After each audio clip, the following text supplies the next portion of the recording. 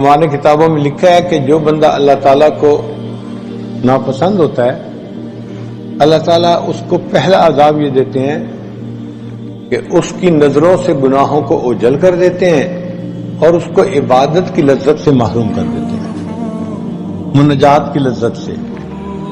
اس کو دعا مانگنے میں مزہ نہیں آتا، نماز پڑھنے میں مزہ نہیں آتا۔ یہ مناجات کی لذت نہ ملنا اللہ تعالیٰ کی ناراضگی کی دلیل ہے۔ کئی لوگوں کی آنکھیں بالکل خشک ہو جاتی ہیں، اس میں کوئی آنسو نہیں گرتا، تو یہ آنکھ کا چشمہ خشک ہو جانا یہ اللہ تعالیٰ کی ناراضگی کی دلیل ہے۔ اللہ تعالیٰ بہت معاف کرنے والے ہیں، وہ گناہوں کو معاف فرمائیں گے، لیکن چند گناہ ایسے ہیں کہ جن کی وجہ سے موت کے وقت انسان کا ایمان سلب ہو جاتا ہے۔ چند گناہ ایسے ہیں کہ جن کی وجہ سے موت کے وقت انسان کا ایمان سلب ہو جاتا ہے۔ ان میں سے ایک، جو انسان مسلمان ہونے پہ خوشی نہ محسوس کرے، شکر نہ ادا کرے اللہ کا، ایک یہ گناہ۔ آج کل ایسا زمانہ آ گیا کہ لوگ اپنے آپ کا مسلمان ہونا بھی چھپاتے پھرتے ہیں اور وہ اپنے اندر افسوس کرتے ہیں کہ جی ہم مسلمان ہیں۔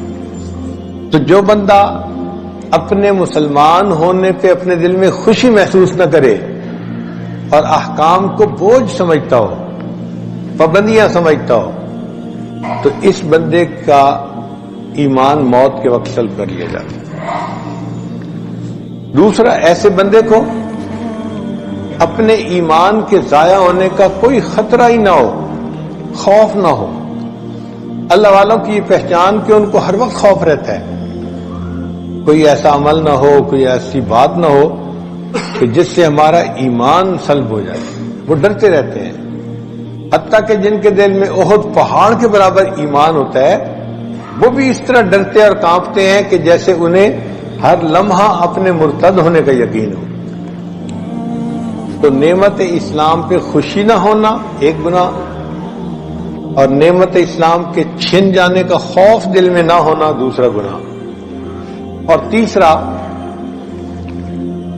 کہ مسلمانوں کے اوپر وہ بندہ ظلم کرنے والا ہو، مسلمانوں کے اوپر کی غیبت کرے تو یہ مسلمانوں پہ ظلم ہے، یا کوئی ایسا کام کرے جس سے کہ مسلمانوں کو تکلیف پہنچے۔ یہ تین گناہ ہیں جن کی وجہ سے انسان کا ایمان سلب ہو جاتا ہے۔ اللہ تعالیٰ سے اللہ کا خوف ہم طلب کرتے ہیں کہ اللہ تعالیٰ ہمیں گناہوں سے محفوظ فرمائے اور نیکی کا شوق اللہ تعالیٰ ہمیں عطا فرمائے۔ علماء نے لکھا ہے کہ 6 کام بے فائدہ ہوتے ہیں۔ گناہ سے بچے بغیر انسان کہے کہ میرے دل میں اللہ کا خوف ہے تو یہ بے فائدہ بات ہے۔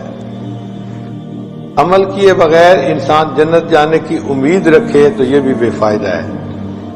اور حسن ظن رکھے بغیر انسان دعا کی قبولیت کا خیال دل میں رکھے تو یہ بھی بے فائدہ ہے۔ ندامت کے بغیر انسان استغفار کرے تو یہ بھی بے فائدہ ہے۔ اور اصلاح باطن کے بغیر انسان اپنے ظاہر کو سنوارے تو یہ بھی بے فائدہ ہے۔